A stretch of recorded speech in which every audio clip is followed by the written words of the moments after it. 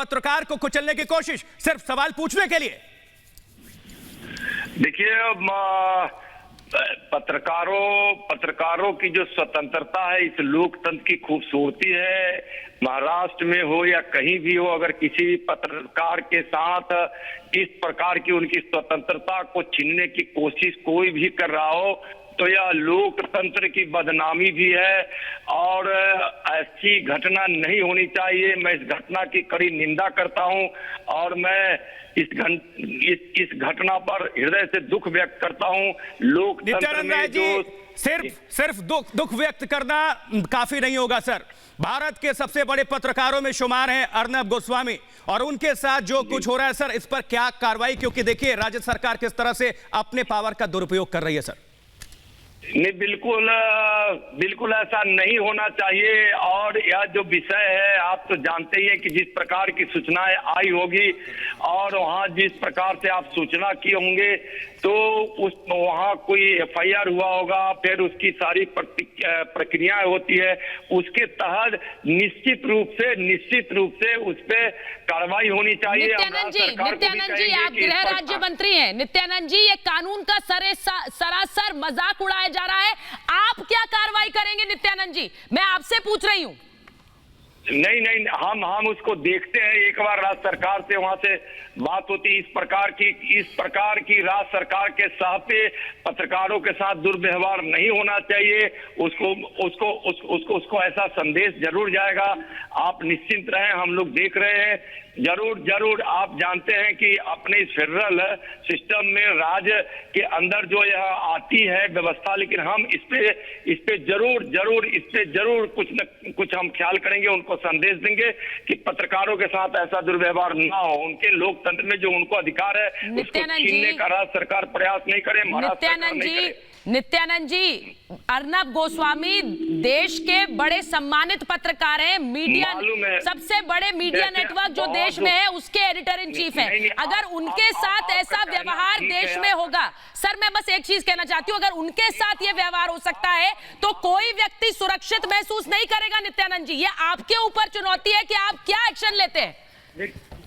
देखिए, यह अमर्यादित व्यवहार जो हुआ है वह बिल्कुल महाराष्ट्र सरकार उस पर ध्यान देना चाहिए और हम लोग भी उसका ख्याल रखते हैं, उस पर ध्यान देते हैं। हेलो जी, बोलिए।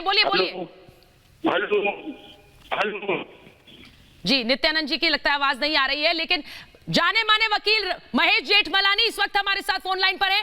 महेश जी, किस तरह से कानून की धज्जियां उड़ाई जा रही हैं? अर्नब गोस्वामी को देखिए किस तरह से ले गई है पुलिस। नहीं, तो बिल्कुल गलत कदम उठाए उन्होंने और मैं इसका निंदा करता हूं और मुझे कोई शक नहीं है कि जल्द से जल्द कोर्ट अर्नब को बेल दे देंगे। और मुझे लगता है कि अर्नब पुलिस को अर्नब का जो प्रोवोकेशन था कि आप मुझे अरेस्ट करके दिखाइए, उससे उन्होंने वो प्रोवोक हो गए और नहीं करना था। इमैच्योर, ये बड़ा इमैच्योर कदम है और मुझे लगता है ये बैकफायर होगा स्टेट पे। सर, ये कानून का दुरुपयोग नहीं है? बिना किसी सूचना के आप घर पहुंच सकते हैं सुबह 6:30 बजे। इस तरह से आप 20 से 30 पुलिसकर्मी विद आर्म्स पहुंचते हैं और बिना किसी नोटिस के आप जाते हैं और उठा के इस तरह लेकर जाते हैं, परिवार के साथ बदसलूकी होती है। सर, ये किस कानून में लिखा है? नहीं, ये तो मैं कहता हूँ ये गिरफ्तार करने का कदम ही गलत है और जिस तरीके से किए वो भी बिल्कुल गलत है।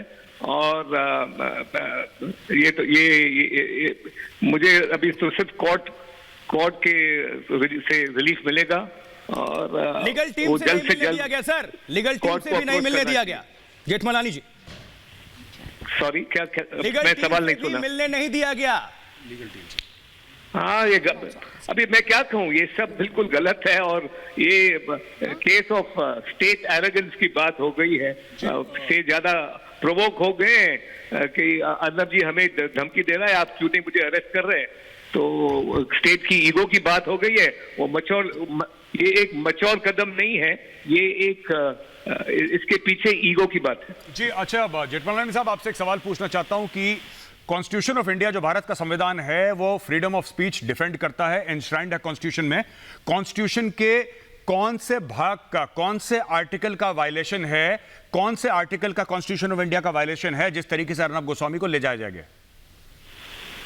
नहीं, देखिए, ये अभी आप ये एक संवैधानिक क्वेश्चन नहीं है।